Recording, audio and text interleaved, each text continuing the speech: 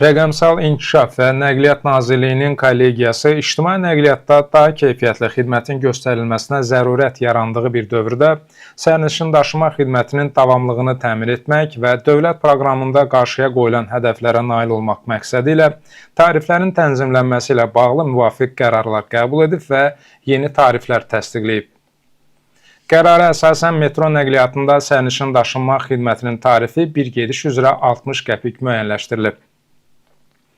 Müasir tələblərə cavab verən və yalnız nağdsız ödəniş alətləri vasitəsilə fəaliyyət göstərən müntəzəm şəhər daxili, qəsəbələr arası və şəhər ətrafı avtobus marşrutlarında sərnişin daşıma xidmətlərinin tariflərinin aşağı həddi 60 qəpik müəyyənləşdirilib. Bu tariflər oktyabrın 1-dən qüvvəyə minəcək. Yeni tariflər Bakı şəhərinin inzibati ərazisi daxilində, şəhər daxili, şəhər ətrafı və qəsəbələr arası avtobus marşrutlarında gediş haqqları yalnız nağdsız ödəniş alətləri vasitəsilə həyata keçirilən, habelə elektriklə və ya sıxılmış təbii qazla işləyən avtobuslara şamil ediləcək. Bu dəyişiklik ilkin mərhələdə paytaxtın sözü gedən tələblərə cavab verən mövcud marşrut şəbəkəsinin təxminən 30%-ni əhatə edəcək.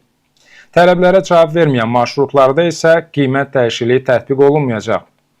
Eyni zamanda tarif dəyişikliyi Bakı-Sumqayıt, Bakı-Abşeron, Sumqayıt-Abşeron arasında və digər şəhər və rayonlarda fəaliyyət göstərən müntəzəm avtobus marşrutlarında da tətbiq olunacaq.